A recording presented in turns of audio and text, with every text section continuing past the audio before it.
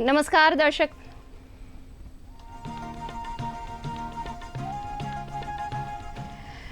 દર્શક મિત્રો, દૂરદર્શનના વિશેષ કાર્યક્રમ જિંદગી કેફેમાં હું નિકેતા શુક્લા આપનું હાર્દિક સ્વાગત કરું છું. દોસ્તો, આજે આપણે ગણિતની દુનિયાની એક એવી સંખ્યા વિશે વાત કરીશું જેના વગર ગણિત, વિજ્ઞાન, બ્રહ્માંડના બધા સમીકરણો અધૂરા છે. આજે તારીખ છે 22 જુલાઈ, 22/7. આ સંખ્યાનું ખૂબ મહત્વ છે. આ એક અચળાંકને રજૂ કરે છે. આપણે વાત કરી રહ્યા છીએ પાઈની, જેની કિંમત અંદાજે 3.14159 અને અનંત એમ થાય છે. આજના દિવસને વિશ્વભરમાં પાઈ એપ્રોક્સિમેશન ડે તરીકે ઉજવવામાં આવે છે. તો આજના આપણા વિષય પાઈ એપ્રોક્સિમેશન દિવસ પર ચર્ચા કરવા માટે સ્ટુડિયોમાં ઉપસ્થિત છે અમદાવાદની ગુજરાત યુનિવર્સિટીના MG સાયન્સ ઇન્સ્ટિટ્યૂટના ગણિત વિભાગના નિવૃત્ત વડા અને એસોસિએટ પ્રોફેસર ડૉક્ટર NN રોઘેલિયા. ઉપરાંત આપણી સાથે સુરતથી ઓનલાઈન માધ્યમ દ્વારા જોડાયા છે સુરતના VNSGUના ગણિત વિભાગના પ્રોફેસર ડૉક્ટર દેવભદ્ર વી શાહ.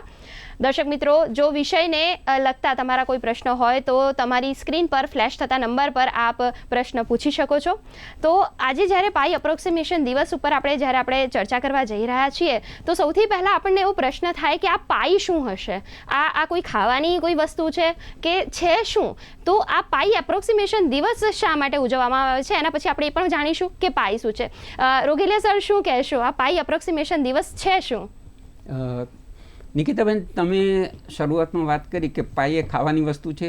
ખાવાની વસ્તુ તો છે જ, એટલે પહેલું આપણે કહી દઈએ એટલે લોકોને ગભરાટ ન થાય. જી. ગણિતનો આખો હાવ છે એ દૂર થઈ જાય. જી. પણ આજથી લગભગ 2500 વર્ષ પહેલા ગ્રીસનો નકશો કદાચ તો જો તમે બોર્ડ બતાવી શકો તો ગ્રીસનો નકશો પણ છે આપણી પાસે. ગ્રીસની અંદર ગ્રીક લોકો જે છે એ ખગોળને એના વિશે વાત કરતા અને એનો અભ્યાસ કરતા હતા. ત્યારે પાઈ વિશેની જે વાત મિત્રો એ રીતના છે કે વર્તુળ જે છે, કોઈ વર્તુળ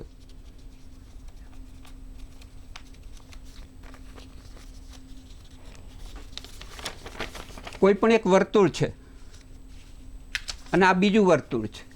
એક મોટું વર્તુળ છે, એક નાનું વર્તુળ છે. જી.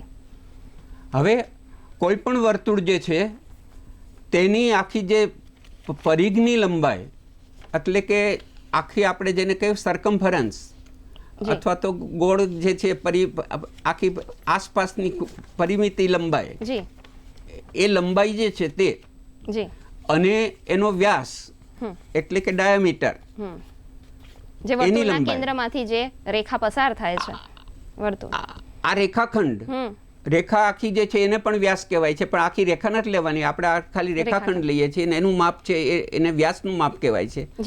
આ બે લંબાઈઓ જે છે, આપણને એમ થાય કે આ વર્તુળની લંબાઈ કઈ રીતના શોધવી? તો વર્તુળને તો આપણે આ રીતના કરી શકીએ કે એક જગ્યાએ રાખી અને પછી આખું ચક્કર લગાડી દઈએ એટલે આખી લંબાઈ આપણને મળી જશે.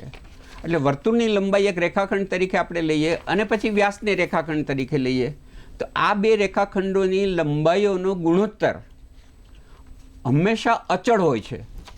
આ વર્તુળ માટે જે તમે ગુણોત્તર મેળવો અને આ વર્તુળ માટે જે ગુણોત્તર મેળવો એ બંને ગુણોત્તરો સમાન જ રહેશે. આ બે વર્તુળો માટે નહીં, રૂપિયાનો સિક્કો તમે આની સામે રાખો અને એના માટે પણ તમે એનો વ્યાસ લો અને એને પરિઘ લો તો એ બંનેનો પરિઘ અને વ્યાસનો જે ગુણોત્તર છે એ હંમેશા તમને આ બધા સમાન જ મળશે. અને એનો મતલબ એ થયો કે વર્તુળો જુદા જુદા છે બધા, પણ એનો જે બધામાં એક સામ્યતા છુપાયેલી છે અને એ સામ્યતા એક અંક તરીકે છુપાયેલી છે, એક સંખ્યા તરીકે છુપાયેલી છે. એટલે એ જે સંખ્યા છે એ એક અચળાંક છે. એ અચળાંકને પાઈ વડે દર્શાવવામાં આવે છે. અને આ અચળાંક જે છે એ 22 સપ્તમાંશ જે છે એ નથી, એ અચળાંકને પાઈ વડે દર્શાવવામાં આવે છે. જી સર. જી સર, તમે બહુ સરસ કીધું કે 22 સપ્તમાંશ તો એને ખાલી એક રૂપણ કરવા માટેનું એક ફોર્મ છે, પણ એકચ્યુઅલી આપણે એને પાઈ વડે દર્શાવીએ છીએ. હવે આ પાઈ જે નોટેશન છે એ ક્યાંથી આવ્યું, એ કેવી રીતે આવ્યું, અને એના વિશે પણ આપણે વાત કરીશું. દેવભદ્ર સર, હું આપની પાસે આવીશ અને પૂછવા માંગીશ કે આ પાઈ અચળાંક શું છે અને તેને કેવી રીતે દર્શાવવામાં આવે છે, તેની વેલ્યુ કેટલી આવે છે એ જણાવો. એક ફોર્મ છે, પણ એકચ્યુઅલી આપણે એને પાઈ વડે દર્શાવીએ છીએ. હવે આ પાઈ જે નોટેશન છે એ ક્યાંથી આવ્યું, એ કેવી રીતે, અને એના વિશે પણ આપણે વાત કરીશું. દેવભદ્ર સર, આપની પાસે પૂછવા માંગીશ કે આ પાઈ અચળાંક શું છે અને તેને કેવી રીતે દર્શાવવામાં આવે છે, તેની વેલ્યુ કેટલી આવે છે એ જણાવો. ઓકે, સાહેબે જે વાત કરી એ પ્રમાણે વર્તુળનો જે પરિઘ અને એનો વ્યાસનો ગુણોત્તરને આપણે પાઈ કહીએ છીએ. હવે આ વર્તુળ સૂક્ષ્મ હોય કે બ્રહ્માંડ જેવડું મોટું, પરિઘ અને વ્યાસનો આ ગુણોત્તર ક્યારેય બદલાતો નથી અને તે હંમેશા એક સમાન રહે છે, એટલે કે અચળ જ રહે છે. સંકેતમાં એને ગ્રીક લેટરમાં પાઈ વડે દર્શાવે છે. પાઈ આપણે બોલીએ છીએ, પણ ગ્રીક લેટરના જે મૂળાક્ષરો બધા છે, આલ્ફા, બીટા, ગામા, એમાં આપણે જે એબીસીડી નો પી ને સમાંતર ત્યાં જે ગુણોત્તર છે એ પાઈ છે નોટેશન. એટલે એમાં ગ્રીકમાં પેરીમીટ્રોસ, જેને પરિમિતિનો શબ્દ છે, એના પરથી લેવામાં આવ્યો છે. જી સર, આપની પાસે ફરીથી આવીશ આ વિશે વાત કરવા. રૂગેલિયા સર, આપ મને કહી રહ્યા હતા કે જે આ પાઈને દર્શાવવાનું જે નોટેશન છે એ એક પ્રકારનો એક બ્રિજ જાણે હોય ને એના નીચે બે પાયા હોય એ પ્રમાણે એને દર્શાવવામાં આવે છે, પણ આ જ રીતે કેમ સિલેક્ટ કરવામાં આવે? હાજી, તો હવે એ વિશે વાત કરું. નિકિતાબેન, જી દર્શક મિત્રો, નિકિતાબેનનો જે સવાલ છે એ ખૂબ સરસ છે અને સ્કૂલના દરેક બાળકને આ સવાલ થતો હોય છે કે આવો સંકેત શા માટે. તો પરિઘને અંગ્રેજીમાં સરકમફરન્સ કહેવાય છે અને એને ગ્રીક ભાષાની અંદર પેરીફેરિયા કહેવામાં આવે છે. અને પેરીફેરિયામાં જેમ આપણે ગુજરાતીમાં પ કહીએ છીએ, ઇંગ્લિશમાં પી કહીએ છીએ, એ રીતે ગ્રીક ભાષાની અંદર પાઈ હોય છે. પાઈ કેપિટલ પણ હોય છે અને પાઈ નાનો પણ હોય છે. એટલે નાનો જે પાઈ જે છે, પેરીફેરિયા શબ્દ લખવાનો હોય તો પેરીફેરિયામાં આખું જે છે પાઈથી શરૂ થાય છે, એટલે એ પાઈનો સંકેત, એ પાઈ અક્ષર જે છે એ ગ્રીક ભાષાનો છે અને એ છે. હવે આપણે કેટલીક વખત કક્કો ગોખતા હોઈએ છીએ ત્યારે પતંગનો પ, અથવા એલ ફોર લેગ, ઇંગ્લિશ વાળા જે છે એલ ફોર લેગ કહેતા હોય, તો લેગ છે એ એલ જેવો દેખાતો હોય, એમાં પાઈ જે છે એ પેરીફેરિયા જે છે એ પેલો જે પિલર જે છે, પિલર આકારનું જે હોય છે અથવા તો બ્રિજ આકારનું જે હોય છે, અને ત્યાંનું તમે શિલ્પને જોશો તમે ગ્રીક બધા, તો એમાં તમને બે પિલર દેખાશે અને ઉપરના ભાગમાં પથ્થર દેખાશે એ રીતના. એટલે કદાચ એ લોકો ત્યાં શીખવાડતા હશે, આપણે જેમ કક્કો શીખવાડીએ છીએ એમ, તો ત્યાંનો જે કક્કો શીખવાડતા હોય તો એના માટે કદાચ આવો પાઈ લેટર આવો લખે અને પછી એ સમજાવતા હશે કે આવું છે. એટલે એ લેટરનું, અથવા તો આ જે છે એ લિપિનો પ્રશ્ન છે નિકિતાબેન, લિપિનો પ્રશ્ન છે, અને એ લિપિ જે છે એ અંક લિપિ તરીકે ત્યાં પાઈ એ રીતના મૂકવામાં આવે છે અને શબ્દમાં પી તરીકે પાઈ વપરાય છે ત્યાં. જી ખૂબ સરસ. જી સર, ખૂબ સરસ વાત કરી. દેવભદ્ર સર, આપની પાસે આવીશ અને જાણીશ કે પાઈને અસમય સંખ્યા કહેવામાં આવે છે, શા માટે? લિપિનો પ્રશ્ન છે. અંકલિપી તરીકે ત્યાં પાઈ એ રીતના મૂકવામાં આવે છે અને શબ્દમાં પી તરીકે પાઈ વપરાય છે. જી સર. જી સર, ખૂબ સરસ વાત કરી. દેવભદ્ર સર, આપની પાસે આવીશ અને જાણીશ કે પાઈને અસમય સંખ્યા કહેવામાં આવે છે, શા માટે?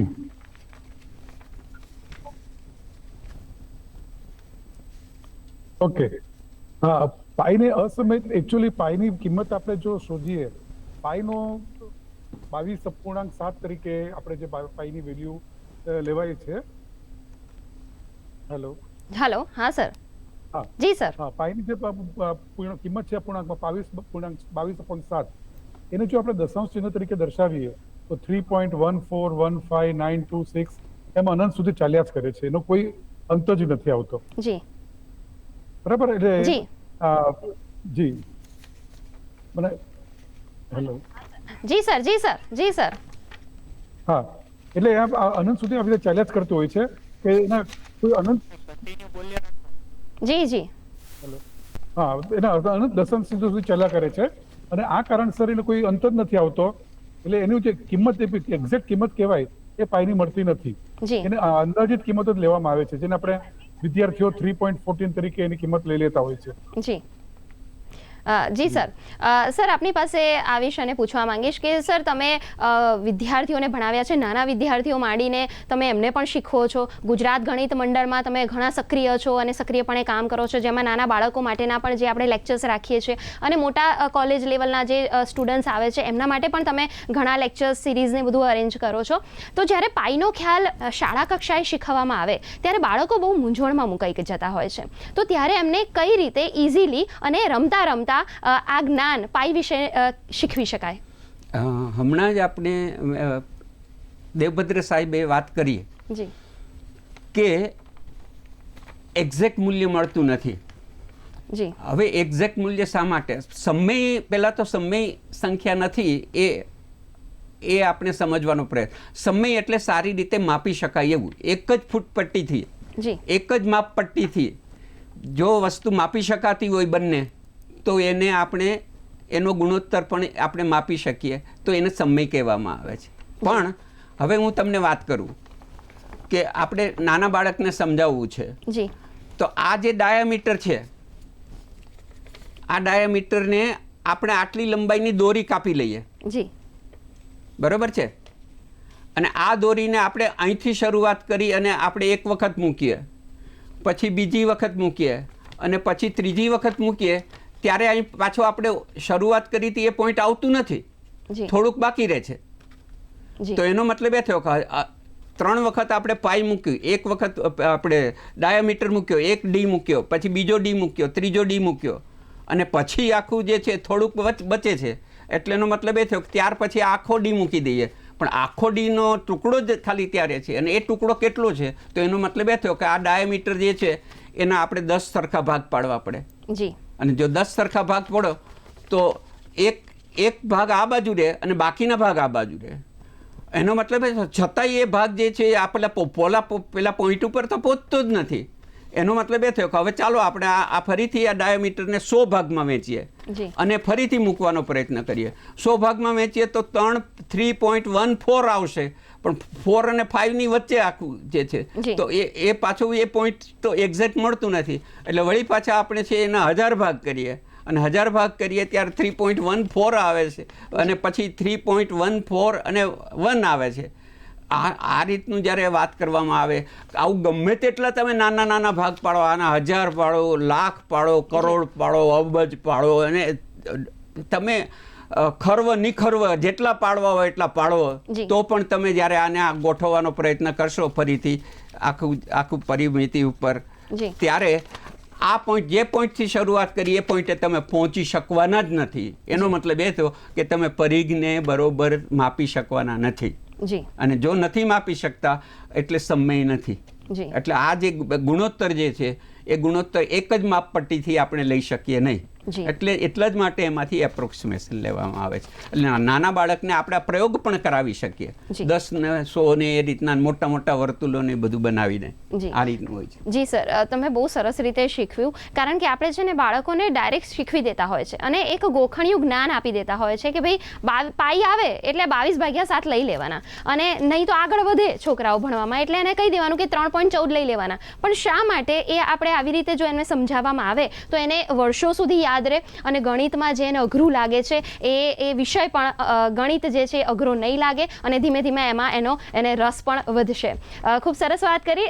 દેવભદ્ર સર, આપની પાસે આ વિષયને પૂછવા માંગીશ કે ગણિત વિષય હોય કે ભૌતિકશાસ્ત્ર હોય, પાઈનો ગુણોત્તર કેવી રીતે થિયરી જે છે કે મહત્વના રિઝલ્ટ છે એને સાબિત કરવા માટે ઉપયોગી નીવડે છે? આપણે જોઈ રહ્યા છે કે અહીંયા ઘણા બધા કેલ્ક્યુલેશન્સ આપણે ટીવી સ્ક્રીન પર દેખાય છે કે જેમાં પાઈનો ઉપયોગ કરેલો છે. તો શા માટે એ ખૂબ મહત્વનું છે?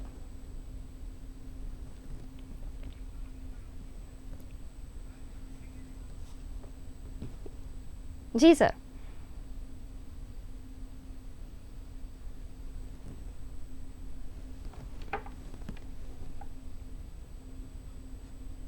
Hello. Yes sir. Hello Devbhadrabhai, તમારો અવાજ સંભળાય છે? જી જી. હા, હવે કે ગણિત શાસ્ત્ર અને ભૌતિક શાસ્ત્રમાં ઘણી બધી જગ્યાએ જે પાયાનું કહેવાય એ રીતે પાઈનો ઉપયોગ થાય છે બધા સૂત્રોમાં. જેમ કે ગણિત શાસ્ત્રમાં વાત કરીએ તો કલન શાસ્ત્ર નામની એક ખૂબ જ અગત્યની બ્રાન્ચ છે. જી તો તેમાં અનંત શ્રેણીઓ, સંકલન માટે અને એના જટિલ સૂત્રો એ બધા પાઈ વગર અશક્ય છે. જી હા, મારો અવાજ આવે છે? જી જી સર, હા બોલો સર. હા, જી. એ જ રીતે આઇન્સ્ટાઈનનો જે સિદ્ધાંત છે, સાપેક્ષતાવાદનો સિદ્ધાંત, તો એમાં બ્રહ્માંડનો જે અવકાશ સમયનું જે વળાંક છે એ દર્શાવવા માટે પણ પાઈનો ઉપયોગ થયો છે. આ ઉપરાંત ક્વોન્ટમ મિકેનિક્સ, ફિઝિક્સની વાત કરીએ તો ક્વોન્ટમ મિકેનિક્સમાં હાઇઝનબર્ગનો અનિશ્ચિતતાનો સિદ્ધાંત પણ પાઈ પર આધારિત છે. અને ગણિતની જે ભૂમિતિની સાથે સંકળાયેલી જે કાર્ય કરીએ, વર્તુળની વાત આવે તો ત્યાં પાઈ વગેરે શક્ય જ નથી. પાઈનો ગણતરી વગેરે કામ આગળ વધાતું જ નથી. જી. અને સર, ઘણા બધા ગણિત શાસ્ત્રીઓ છે જે ભારતના હોય કે પછી વિશ્વના અલગ અલગ દેશોના ગણિત શાસ્ત્રીઓ હોય છે, એ બધાએ પાઈ વિશે ખૂબ કેલ્ક્યુલેશન્સ કર્યું છે અને એમણે પણ આને જે એપ્રોક્સિમેટ વેલ્યુ લાવવાની ખૂબ મહેનત કરી છે, કોશિશ કરી છે. શું કહેશો? સંભળાયો છે. આપ મને એ જ પૂછો છો ને કે આપણે ભારતીય ગણિત શાસ્ત્રીઓનો જી જી જી હા જી હા. તો જો હું વાત કરું તો 6ઠ્ઠી સદીના 6th સેન્ચુરી BC ની વાત કરું છું, તો ત્યારમાં સુલભ સૂત્રમાં જે બૌદ્ધાયન સૂત્ર રખાયું હતું, જી તો તેની અંદર પાઈની અંદાજિત કિંમતનો ઉલ્લેખ કર્યો હતો.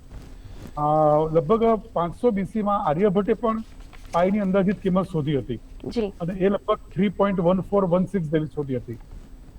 એ જ રીતે લગભગ 1350 થી 1425 ના ગાળામાં જે માધવા નામના જે વિખ્યાત ગણિતશાસ્ત્રી, ભારતીય ગણિતશાસ્ત્રી થઈ ગયા, જી તો તેમને પાઈની કિંમત લગભગ 11 દશાંશ ચિહ્ન સુધી એક્ઝેક્ટ મેળવી હતી. જી. અને જે પાઈની વાત કરીએ તો સૌથી અગત્યનું નામ મગજમાં આવે છે તે શ્રીનિવાસ રામાનુજન. જી એમણે પાઈ વિશેની ઘણી બધી વિવિધ ફોર્મ્યુલાઓ આપી હતી જી કે જેના ઉપયોગથી આજે પણ કોમ્પ્યુટરનો ઉપયોગ કરીને રામાનુજન આપેલા સૂત્રોનો ઉપયોગથી પાઈની વધુ ને વધુ દશાંશ ચિહ્ન સુધીની કિંમત મેળવવામાં આવે છે. તો આપણે આ જે પ્રખર જે કહી શકાય એવા મુખ્ય નામ કહેવાય, એવા જે આપણે કહી શકાય કે રામાનુજનનું જે અત્યારે તાજેતરમાં કહી શકાય. જી જી, ખૂબ સરસ વાત કરી સર. આપણે હજુ પણ આના વિશે વાત કરીશું, પણ એક કોલર આપણી સાથે જોડાઈ ગયા છે. પ્રિતેશભાઈ જોડાયા છે દાહોદથી. જી પ્રિતેશભાઈ, આપનો પ્રશ્ન જણાવો. હેલો. જી હા હા, રોકલે સર. હાજી બોલો સર. હાજી હાજી હા, બોલો. હા સર, આપણે સાહેબ મેં એક બુકમાં વાંચ્યું હતું આપણે કે આર્કિમિડીઝે પાઈની શોધ કરી હતી પ્રથમ, બરાબર, પણ એના પહેલા કોઈ ઇન્ડિયન મેથેમેટિશિયને પાઈની શોધ કરી હતી, એનામાં સત્યતા કેટલી? હવે આ પ્રશ્ન છે ને, તમે ઇતિહાસ જુદી જુદી રીતે લોકો જોવા ટેવાયેલા છે, એટલે પાઈ વિશેની જે વાત કરી એ આ દેશે પહેલાં કરી કે પેલા દેશે પહેલાં કરી એવા વિવાદમાં આપણે જો ના પડીએ, પણ દરેક દેશે કરેલી છે અને યોગ્ય સમયે કરેલી છે એટલું જો માનીએ તો વધારે સારું. એમાં અમે પહેલાં શોધીને પહેલાં એ પછી શોધી, પણ શોધ્યા પછી એ ઉપયોગી તો સમાજને એટલું જ થાય છે ને. એ એક દેશમાં શોધાયું હોય કે બીજા દેશમાં શોધાયેલું હોય, પ્રશ્ન તો આટલો જ છે આપણી પાસે. એટલે બધી જગ્યાએ હમણાં જ દેવભદ્ર સાહેબે કીધું કે એમણે કીધું કે ભાઈ આપણે ભારતના જે છે એ ઈસવીસન પૂર્વે 500ની આસપાસની અંદર પણ એ વાત હતી ત્યાં. એટલે આપણા ભારતીયોએ પણ આમાં કામ કરેલું જ છે અને પરદેશીઓએ પણ આપ્યું. પણ ગ્રીકવાળા જે છે એને શરૂઆત કરી છે એ વાત તો હકીકત છે કે એને સંકેત પણ આપ્યો. આપણી પાસે સંકેતને બદલે ખાલી ગુણોત્તર તરીકે વાત હતી અને બધું શ્લોકોમાં શબ્દોની અંદર જ વર્ણન થતું હતું ત્યાં. એટલે બધી વસ્તુ સાથે મળી અને આપણે મૂળ પાઈને આપણે શોધવાનો પ્રયત્ન કરીએ તો વધારે સારું રહે. જી સર, ખૂબ સરસ.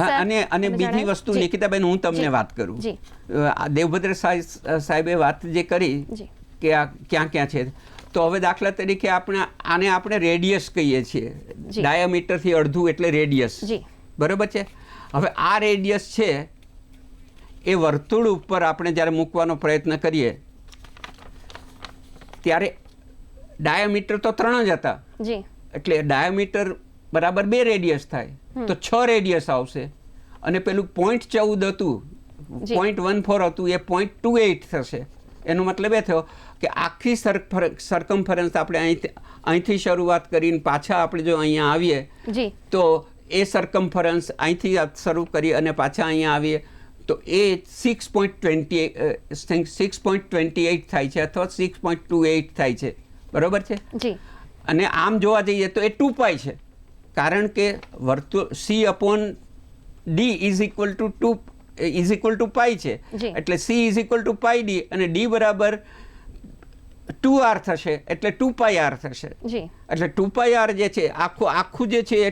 હવે આને આપણે જો 1 એકમ લઈ લઈએ ત્રિજ્યાને, નિકિતાબેન, જો આ ત્રિજ્યાને આપણે 1 એકમ લઈ લઈએ તો પછી આખું જે છે એ 2π થશે. આ જે વર્તુળનું આખું પરિઘ છે એ 2π થશે. જી સર. અને આખી ત્રિકોણમિતિ જે છે એ આ વર્તુળના આ જે છે એની ઉપર રહેલી છે પાઈની વેલ્યુ, અને જે આપણે યુનિટ સર્કલ લઈએ એની ઉપર આખી ત્રિકોણમિતિ રચાય છે. એટલે મારે જે કહેવાનું થાય છે એ આ થાય છે કે હવે આ જે છે આખી જે ગોળાકાર લંબાઈ જે છે કુલ, આપણે દેશી ભાષામાં જો વાત કરીએ તો ગોળાકાર લંબાઈ અથવા વર્તુળાકાર લંબાઈ છે એ લંબાઈ 2π થઈ, કારણ કે આપણે ત્રિજ્યા જે છે આની ત્રિજ્યા 1 એકમ લઈ લીધી હતી, અને 1 એકમ લઈ લીધી છે એનો મતલબ એ થયો કે આપણે આ જે છે તેને રેડિયન માપથી આખું જ્યારે કરવામાં આવે.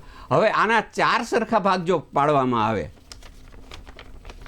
આખી 2π છે અને એને જ્યારે આપણે આ રીતના વળીએ ત્યારે આ જે છે તે પાઈ બનશે, અને હજી એને આપણે આ રીતના મૂકીએ ત્યારે આ π/2 બનશે. એનો મતલબ એ થયો કે 4 એકરૂપ થાય એવી ઘડીઓ આપણે આનો ડિફોર્મ કરીએ અને 4 પીસ એકરૂપ થઈ જાય, એકાકાર થઈ જાય, બીજા દેશી ભાષામાં કહીએ તો આ જે છે અહીંયા જે બને છે એ ખૂણાને, આ જે ચાપ જે છે આખી એ કેન્દ્ર આગળ જે ખૂણો રચે છે એ કાટખૂણો છે. કાટખૂણાની આ સાચી વ્યાખ્યા છે. એનો મતલબ એ થયો કે જ્યાં જ્યાં કાટખૂણો ત્યાં પાઈ, કારણ કે π/2 વગર ચાલવાનું નથી, કાટખૂણા વગર ચાલે નહીં, એટલે π/2 વગર ચાલે નહીં. અને બીજા અર્થમાં કહીએ તો આપણે ગોળાકાર વસ્તુ વગર ચાલે નહીં, એટલે ગોળાકારની અંદર તો આપણી પાસે દરરોજ રોટલી ખાઈએ જ છીએ ને, મમ્મી બનાવે છે, બરોબર છે. એટલે તમે જે જણાવ્યું ને એ રીતે જો બાળકોને ખરેખર શીખવવામાં આવે ને તો એમને ક્યારે પણ ન ભૂલાય કે એ રોટલીને આપણે 4 ભાગ કરીએ અને એને સરખા પ્રોપર વેમાં કરીએ તો આપણને 90 ડિગ્રી આપણને મળી શકે, કાટખૂણો મળી શકે ને. તો બાળકો પણ એ રીતે કરતા થશે તો એમને ભૂલાશે નહીં આ બધા જે કન્સેપ્ટ છે. સર, ખૂબ સરસ રીતે તમે સમજાવી રહ્યા છો. દેવભદ્ર સર, હું આપની પાસે આવીશ અને જાણવા માંગીશ કે આજે પાઈ દિવસ પણ ઉજવવામાં આવે છે. આજે 22 સપ્ટેમ્બર જે છે, આજે 22 જુલાઈ છે, પાઈ એપ્રોક્સિમેશન દિવસ કહેવાય છે, જ્યારે 14મી માર્ચ એને પાઈ દિવસ કહેવામાં આવે છે. તો આ બંને વચ્ચેનો તફાવત કેવી રીતે મપાય છે?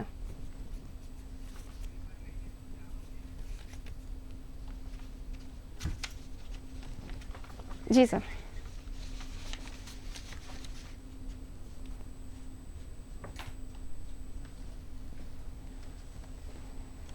માર્ચ એને પાઈ દિવસ કહેવામાં આવે છે. પાઈ દિવસ જે છે તે દર વર્ષે તમે જે કીધું પ્રમાણે 14મી માર્ચના ઉજવવામાં આવે છે. એટલે 14મી માર્ચ આપણે જો ધ્યાનથી જોઈએ તો 3જો મહિનો અને 14મી તારીખ, એટલે એ 3.14 સાથે ડાયરેક્ટ કનેક્ટેડ છે. એટલે પાઈ દિવસ જે છે તે પાઈનો દશાંશ સ્વરૂપ સાથે કનેક્ટેડ છે, દશાંશ સ્વરૂપ સાથે કનેક્ટેડ છે. જ્યારે પાઈ એપ્રોક્સિમેશન દિવસ કે જે આજનો દિવસ છે 22મી જુલાઈ, તે અપૂર્ણાંક 22/7, 22/7, એટલે એ 22મી તારીખ અને 7મા મહિનો 22/7 એટલે એ રીતે ઉજવાય છે. એટલે આ રીતે અપૂર્ણાંક સ્વરૂપમાં છે. પાઈ દિવસ દશાંશ સ્વરૂપમાં, જ્યારે પાઈ એપ્રોક્સિમેશન દિવસ એ અપૂર્ણાંક સ્વરૂપમાં છે. અને એક ખાસ વસ્તુ એક નોંધીએ કે જે 3.14 છે એ 2 દશાંશ સ્થળ સુધી દર્શાવતી કિંમત છે, જ્યારે 22/7 છે 22/7, જે અંદાજે 3.1428 જેવું થાય છે. એટલે એક 3.14 કરતા પાઈની વાસ્તવિક કિંમતથી થોડું વધુ નજીક થાય છે. એટલે પાઈ એપ્રોક્સિમેશન ડે તે કદાચ પાઈથી વધારે નજીક છે એવું કહી શકાય. જી સર, હવે રોગીલા સર આપની પાસે આવીશ અને જાણવા માંગીશ એક બહુ મહત્વનો પ્રશ્ન. જ્યારે બાળકો ગણિત ભણતા હોય, ત્રિકોણમિતિ ભણતા હોય, એટલે એમાં થીટા આવે અને એમાં આ તમે હમણાં જે વર્ણવ્યું π/4 આવે, π/2 આવે, પાઈનો ઉપયોગ આવે, 2πનો ઉપયોગ આવે, બધા ખૂણાઓનો ઉપયોગ આવે, ત્યારે એ લોકોને એવો પ્રશ્ન થતો હોય છે કે આ બધું ભણવાનું શા માટે? આપણે એવું રિયલ લાઈફમાં તો ક્યાંય ઉપયોગ નથી કરતા. પણ એવું નથી. આ જે પાઈ છે એને આપણે રિયલ લાઈફમાં આપણા રોજબરોજના જીવનમાં ખરેખર ઉપયોગ કરીએ છીએ, પણ ક્યાં કરીએ છીએ ને એ આપણને ખબર નથી. સર, શું કહેશો અમારા દર્શક મિત્રો? તો હવે એક પાઈ છે ને નેચરમાં પણ છે. તમે શાંત તળાવની અંદર એક કાંકરી ફેંકો અને શું થાય છે જુઓ તમે. જી વમળો ઉત્પન્ન બધા વમળો. જી જી સર. અને એ વમળો કેવા આકારના હોય? ત્રિકોણ આકારના હોય છે કે ચોરસ આકારના હોય છે, પંચકોણ આકારના હોય છે? ઓલવેઝ ઇન અ સર્કલ, વર્તુળમાં જ હોય છે. એનો મતલબ એ થયો કે નેચર નોઝ મેથેમેટિક્સ. જી સર. પ્રકૃતિ છે એ ગણિત જાણે છે, કારણ કે તમે જે કાંકરી નાખી અને એને કારણે જે છે એ એક પછી એક જે વર્તુળો થવા માંડ્યા, વલયો થવા માંડ્યા, જી એ બધા વલયો એમાં એ જ બતાવે, ત્યાં જ પાય આવીને છુપે. કારણ કે પેલું નાનું વલય પછી મોટું થાય છે, મોટું થાય છે, અને એનો જે વ્યાપ કેટલો છે તો એ ડાયામીટર આવે છે. અને એ બંનેનો ગુણોત્તર તો સેમ જ રહેવાનો છે. એ નાનું વલય હોય તો પણ એ છે, મોટામાં પણ એ છે. આ થઈ. હવે કાટખૂણાની મેં વાત કરી એ રીતનું ઘરની અંદર આપણે ટાઇલ્સ જુઓ, ખૂણા જુઓ, બાથરૂમના આ છે, મકાનની રચના જુઓ તો એ છે. વર્તુળ તો દરેક જગ્યાએ છે. મેઘધનુષ્ય. જી. મેઘધનુષ્ય ક્યારેય તમને એવું લાગ્યું કે વાંકું ચૂકું હોય? વીજળી વાંકી ચૂકી થાય છે, પણ મેઘધનુષ્ય ક્યારેય તમને વાંકું ચૂકું લાગ્યું? મેઘધનુષ્યનો આકાર કેવો હોય છે? એનો મતલબ એ થયો કે આ બધી જગ્યાએ જ્યાં જ્યાં વર્તુળ ત્યાં ત્યાં પાય, જ્યાં જ્યાં કાટખૂણો ત્યાં ત્યાં પાય. એનો મતલબ એ થયો કે બાળકને આપણે એટલું જ કહીએ કે તમે કાટખૂણો કેટલી જગ્યાએ જોવા જાઓ છો, એ તમે અવલોકન કરો અને એ વખતે પાઈને યાદ કરો. પાન લીલું જોયું ને તમે યાદ આવ્યા, તો આપણે એમ કેવું જોઈએ કે તે કાંકરી ફેંકીને મને પાઈ યાદ આવ્યો. એ રીતનું એક કાટખૂણો જોયું ને મને પાન આપણે યાદ આવ્યું, કાટખૂણો જોયો ને મને પાઈ યાદ આવ્યું. એટલે પાઈ દરેક જગ્યાએ આપણે આ રીતના યાદ જીવનમાં દરેક જગ્યાએ પાઈ રહેલું છે, ખાલી આપણે ઓળખવાની જરૂર છે. જી સર, આજે આપ અહીંયા દૂરદર્શનના સ્ટુડિયોમાં આવ્યા અને અમારા દર્શક મિત્રો સાથે ખૂબ ઉપયોગી માહિતી શેર કરી, અમને ઘણું બધું સમજાવ્યું આપણે. એ બદલ આપનો સર ખૂબ ખૂબ આભાર. દેવભદ્ર સર, તમે પણ ઓનલાઈન માધ્યમથી અમારી સાથે જોઈન થયા અને અમને ખૂબ ઉપયોગી માહિતી આજે શેર કરી છે, તે બદલ આપનો પણ ખૂબ ખૂબ આભાર. અને નિકિતાબેન, એક વસ્તુ કહું કે ગણિતની અંદર આ પાઈ એકલો જ કંઈ અચળાંક નથી. એવી જ એક ઈ નામની સંખ્યા હોય છે, પછી ઇમેજિનરીમાં આઈ હોય છે, પછી તમે કોઈ પણ સંખ્યાની અંદર કશુંક ઉમેરો અને સંખ્યા પોતે જ રહેતી હોય તો એને ઝીરો કહેવાય છે. એ ઉમેરેલી સંખ્યાને એને તટસ્થ ઘટક કહેવાય છે.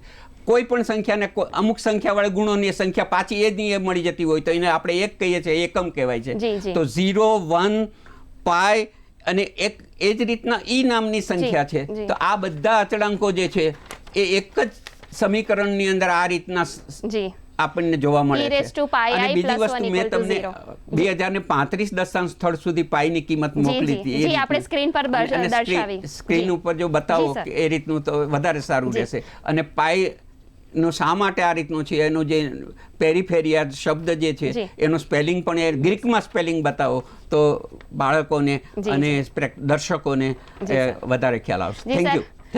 જી સર, આપનો ખૂબ ખૂબ આભાર. ખૂબ મહત્વની આજે ચર્ચા કરવામાં આવી છે. તો દર્શક મિત્રો, આજે આપણે જાણ્યું કે 22/7 માત્ર આજની આ એક તારીખ નથી, પરંતુ પાઈનું એક મહત્વપૂર્ણ અંદાજિત મૂલ્ય પણ છે.